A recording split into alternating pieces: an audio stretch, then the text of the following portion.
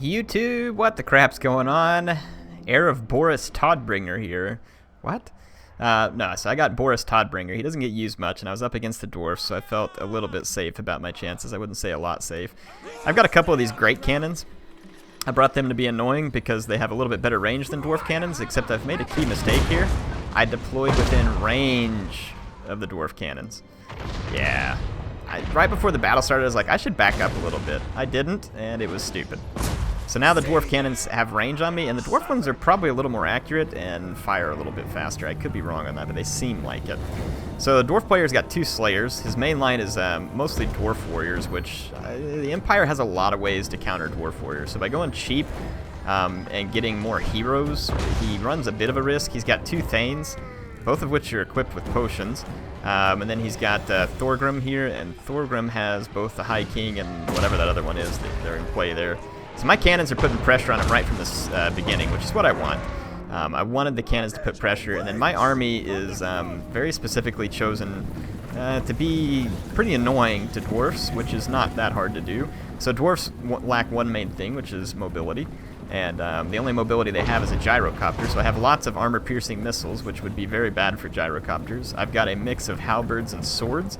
Swords not that good against dwarfs. They're just kind of meant to hold some space and be cheap. Halberds do pretty darn well against dwarf warriors for their cost. Then, of course, Boris on his little horsey here gives him a little advantage, being able to do some hit-and-run moves on dwarf lords and heroes. My only other hero is this Amber Wizard, who with his amazing reindeer antlers is right amidst my halberds, where I was hoping he can help them fight against dwarf infantry after he summons the feral manticore, which is the obvious pick for him. I did not bring Doomflock. Probably could, but I don't figure it's probably going to be the best versus dwarfs.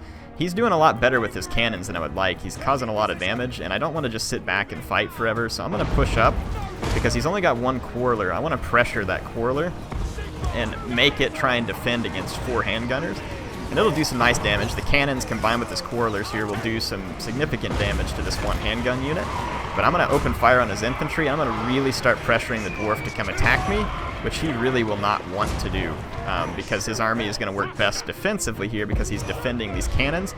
And I brought Empire Knights in the background just to keep him honest, to make sure he had to protect those cannons. It means these 2 slayers have to stay back here, and that's an expensive guard for him to leave on his cannons, whereas I can leave my cannons completely unguarded. So here I'm opening fire on all of his dwarf warriors. Now they have shields, they have armor, but I do have armor-piercing missiles. Handguns are pretty good at inflicting damage on armored units, so I'm going to let them do that. My feral manticore is going to come over and start giving some trouble to his cannons, is my main hope there. He's going to try and fire at me with his quarrelers. That's fine. My manticore can now keep a whole bunch of these units busy, while the rest of my army focuses on the dwarfs. You can see I leave gaps in my line for my guns to retreat through, and then the swordsmen are covering those gaps. And since the dwarfs lack mobility, I'm trying to capitalize on that. Got my handgunners back. I'm going to pull them back a little bit further. I got Toddbringer right here in the center. I can move him around as needed. He's guarding with these slayers, but these slayers, not being the dragonback slayers, really don't have a chance of keeping this feral manticore on the ground. So I just need to do some hit and run charges, and I should be successful. I want you all to kind of see the overall battlefield. Whenever all the troops are spread out like this, the runesmith becomes less useful as well, because he can't be in too many places at once. He's going to use a Rune of Wrath and Ruin here. Definitely hurts my halberds a lot. I'm going to pull back away with the swords here. This is going to give the guns an angle on these dwarf warriors, so this was purposeful over here. And then same thing over here. I pulled back to give my guns an angle on the dwarfs because the dwarfs don't have the mobility to chase down my guns. Thorgrim is going to come under fire because I'm going to basically force him to stay away from the battle where his extra effects to melee and stuff can't be used. So that's my plan at the moment, and you can see the feral manticore doing what I want, which is to come in here, attack the cannons, force my opponent to try and react, and then quickly leave. And then my horsemen are about to do the same back here as well. He's had to keep a lot of units back here to protect his cannons.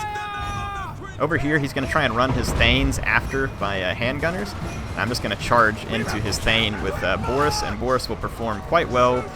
He has a healing potion, so does the thane, but I expect that Boris Toddbringer should be able to perform pretty decently versus the thane. So I'm going to charge on in, pull my handgunners free, and then I'm going to target Thorgrim. So Thorgrim is eating all of the fire from 3 handgunners at this point, and I have extra handgunners back here. My cavalry is now harassing the cannons as well with hit and run. because again, the dwarfs just don't have the speed to hold up cavalry. So I'm trying to maximize that impact. So again, everything's hit and run here. See here that I'm getting rid of more cannons. The cannons actually do significant damage to my Empire Knights, which is why I have to get rid of them.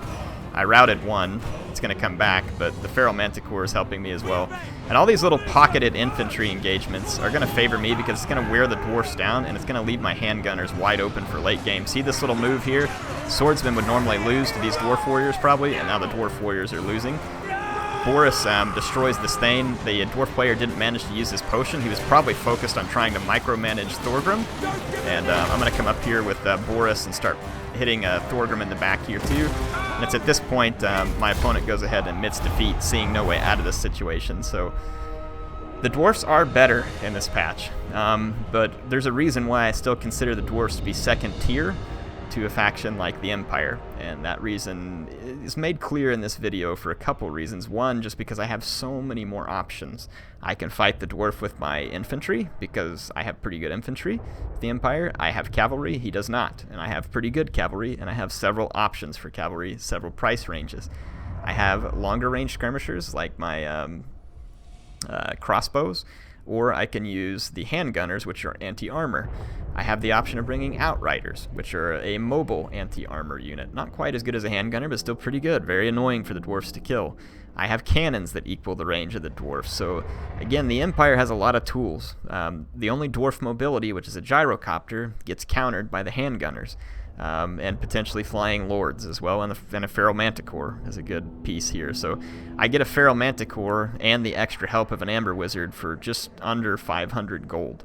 So again, it's the Empire is one of the reasons why they're so good is just because they're not the best at everything they do, but they can do a little bit of everything, and that's the reason why I find them to be a tough foe for so many factions. Now in this case, I feel like obviously there was builds that my opponent could have brought that would have been more difficult. If he would have left the artillery behind and had a more rushy build that put pressure on me to kite properly, I am the heir of Carthage. What do you think the chances are that I would have properly kited? Not real great. However, the cannons did allow him to put pressure on my Empire Knights, who were suffering badly. And without the cannons there to pressure them, I mean, my Empire Knights could have been potentially pretty deadly. Again, the halberds are anti-armor, that's why I bring them. I don't expect the swords to do well. I just wanted them to give me an angle to use my guns. The guns are also very helpful against dwarf lords because dwarf lords are slow and they can't get away quick. So that was the idea. Divide and conquer here with this army. I can split up. I can be a little more maneuverable. My opponent cannot, and that's what I plan to use against him here. So how do you like to take on the Empire when you play as dwarfs? It can be tricky. I think you kind of depend on whether or not the Empire makes some mistakes or brings the wrong build based on what you bring. I definitely feel like the dwarfs have more capabilities in this patch. The regiments of renown help them a lot. They help them a whole lot. The ethereal heroes could potentially be a big help. Now, of course, the Empire does have counters to it, so you have to be careful.